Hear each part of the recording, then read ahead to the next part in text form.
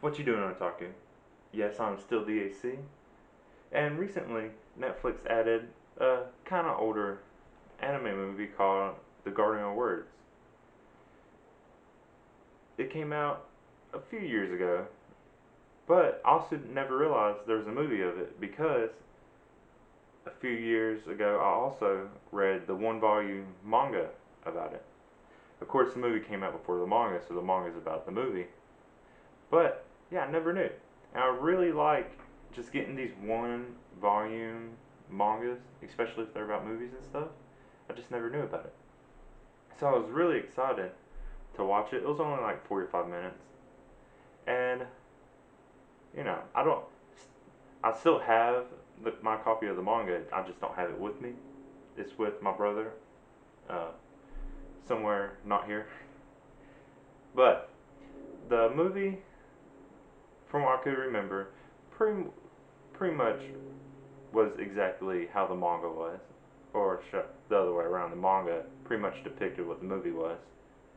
The only thing is something about the movie just seems cheesy, so I still prefer the manga.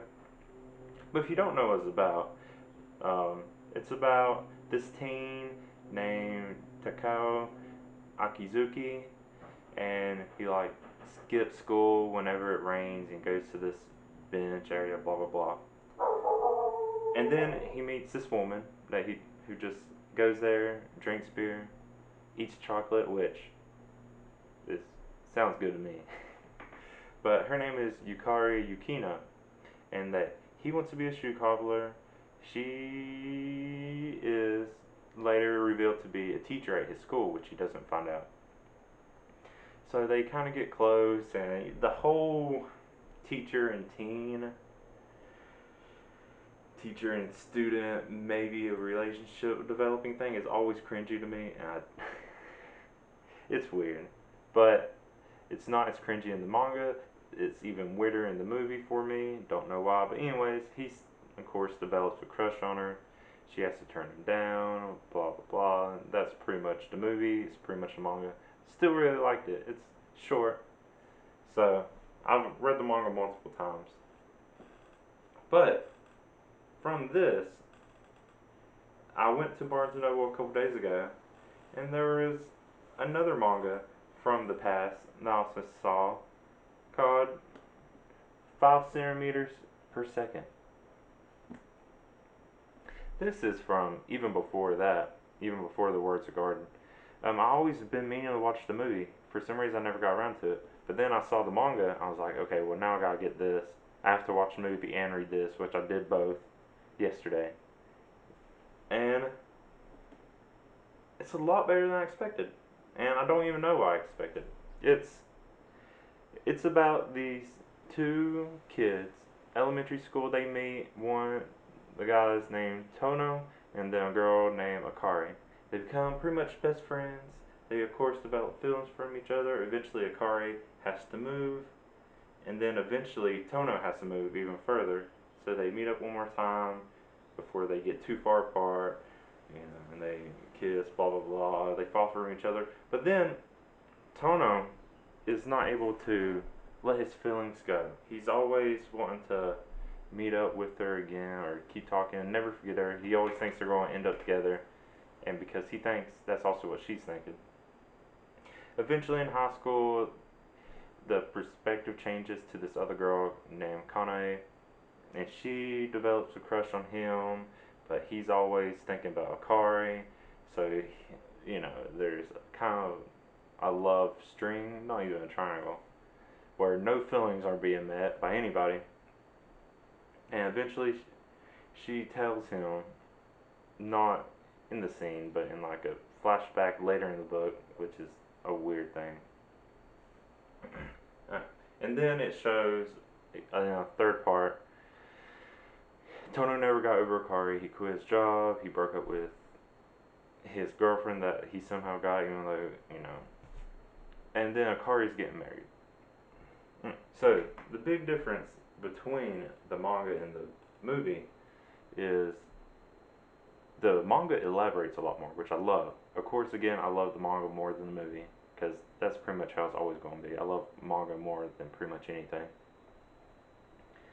But it elaborates more on um, just little extra scenes in between everything. But also, Tono's girlfriend after college, named Risa, um, it shows their kind of how they fall apart and why they never really made it into a thing, which was a great addition.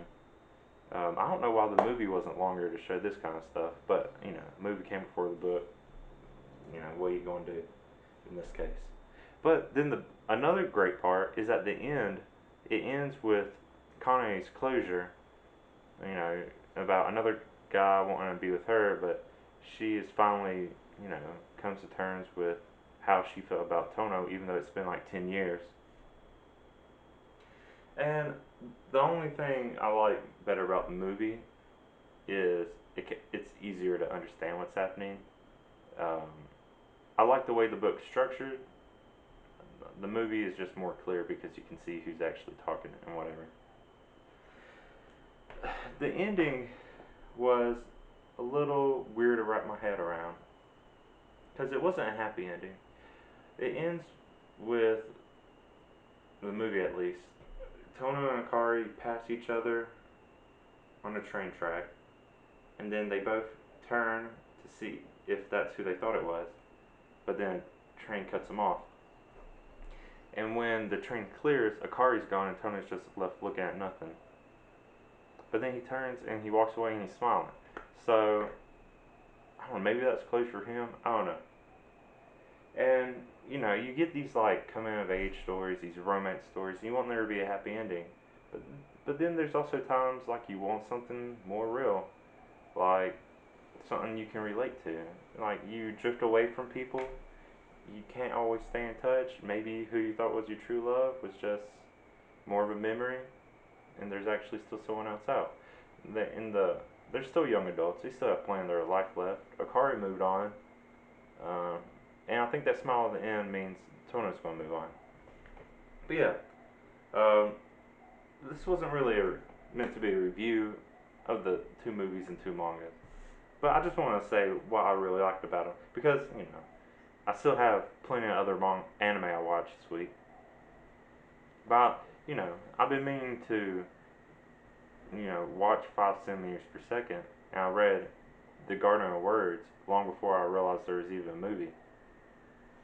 So I just want to express how I felt about those because I really did enjoy them. Now on to a couple of moments I really liked from the anime I watched this week, since that's what you doing Otaku was originally supposed to be about. Anyways, there's only a few things. It was final week of anime as usual. But if I was to say my three things I really like, Black Clover, we saw the Coral Peacock's Captain Dorothy.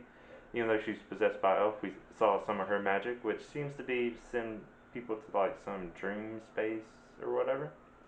Then Dr. Stone, they made lights just in time for Christmas and New Year's, so they got to have a nice little Christmas tree, which is you know coming up, holiday season, whatever. Nice time for the real world too. And then lastly, My Hero Academia. Just one little thing. It was a lot of talk in this episode, but they realized they should have saved the little girl, and they really fucked up not doing that because now it's just leading to bigger problems. But yeah, there's plenty more anime I watch. Those are just my three main things because I can't talk about for anime forever, even though I would. But yeah, let me know. Have you read 5 centimeters per second or The Garden of Words? And if you have, what do you think? If you haven't, I would recommend them. They're nice, they're short, they're enjoyable. And also, what anime did you watch this week? What moments did you really like? Let's talk about anime. I'm the AC. Thanks for watching. Bye.